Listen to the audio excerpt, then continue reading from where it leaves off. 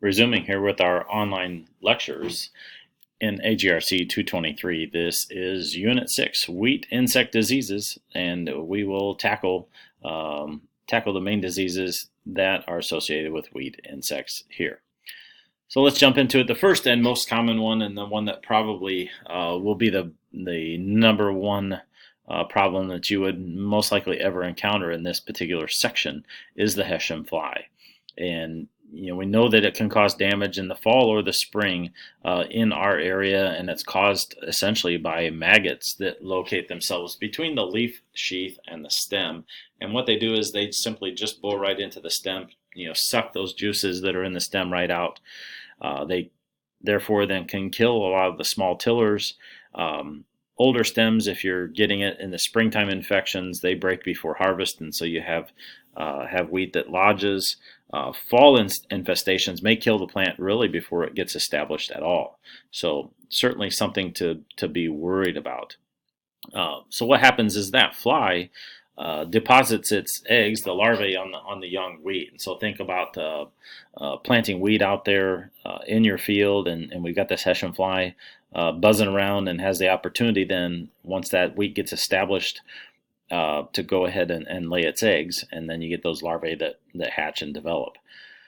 Prevention, the recommendation, and this has been true for a long time, is sow wheat after the last wave of adults have died. So basically after the fly free date, and that's usually somewhere around October 6th to 10 in Illinois.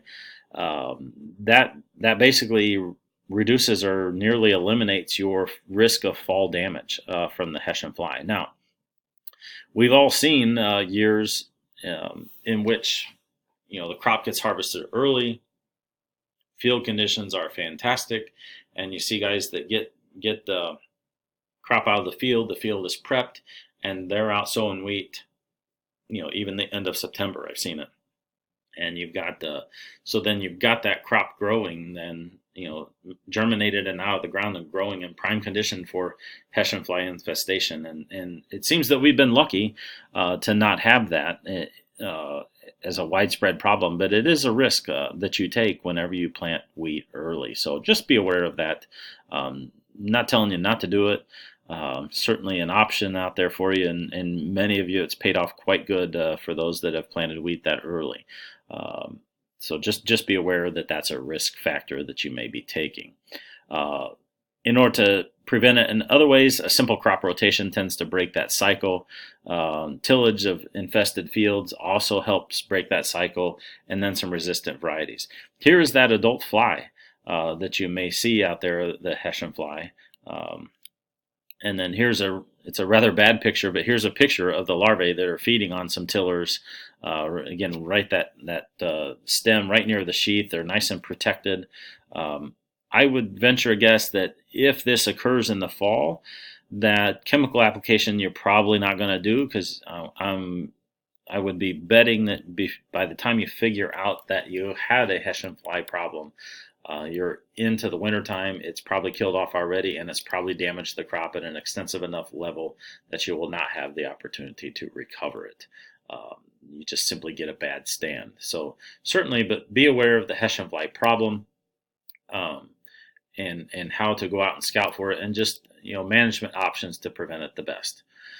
The next most common is the wheat joint worm. So here we are east of the Mississippi River. Certainly its damage resume is second only to that Hessian fly that we just talked about. So that grub lives and feeds on the stem, again feeding on those plant juices that it's generating that go up and down and feed the plant.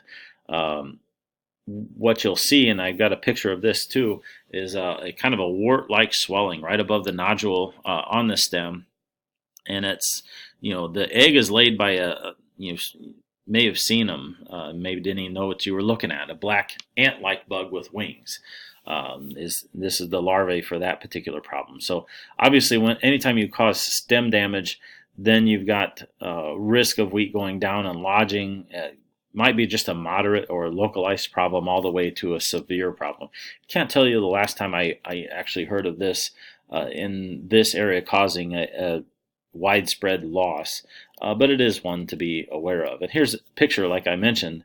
You've got that stem on the left side of the picture with a localized problem right at that joint. The larvae in there feeding away in a prime location. Obviously, any chemical application is never going to reach that guy in there in order to kill him.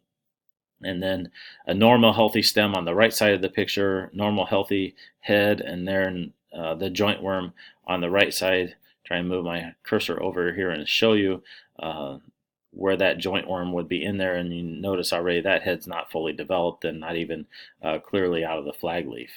So one to be aware of. Let's move on ahead, look at the control of the joint worm. Again, deep tillage or deep plowing infested stubble fields, that buries those adults where they can't emerge down there. It can be tough to fight if you've got wheat seeded with some other legume. There's lots of times people will add a legume in there to kind of help co-develop that crop. That new alfalfa crop may be coming on with wheat, and then when you harvest the wheat off, now you've got a new alfalfa field coming. That can make this very difficult to treat, but thankfully it's not that common. Next is the wheat straw worm. Again, east of the Mississippi River, another one that we could do battle with at times. Infested after the stubble is left lay, and sometimes we talk about 2 generations per year, a spring form and a summer form. The spring form is really what is problematic for us, because it kills the tillers as they develop, and they become kind of like bulb-like at the point of infestation. So that's for winter wheat. This is one that you have to be aware of, and this is part of why, among a bevy of other reasons, why we don't plant a lot of continuous wheat on certain fields. And if you do, be aware that this might be a problem. I believe this is the last one, and not real problematic, but quite common. You see grasshoppers out there, and we don't think about them oftentimes causing yield loss, but it is documented in certain areas. Those eggs deposit just below the soil surface, and those young juvenile grasshoppers, as they emerge, they have a pretty sizable appetite, and they can really strip leaves off quite effectively, get into the stem, the head if you have a really severe infestation. So you have to control with insecticide these guys at nymph stage. They have to be pretty little for insecticides to work on grasshoppers. Once those guys get kind of mid-life stage, you can't whack them with enough insecticide to really kill them. So scouting your fields for all of these kinds of things, as always, is something to be aware of, to be on top of. What potential risks do you have? Now, that being said, I would suggest that most of these, especially after the Hessian fly, are pretty rare to cause any kind of sizable yield loss.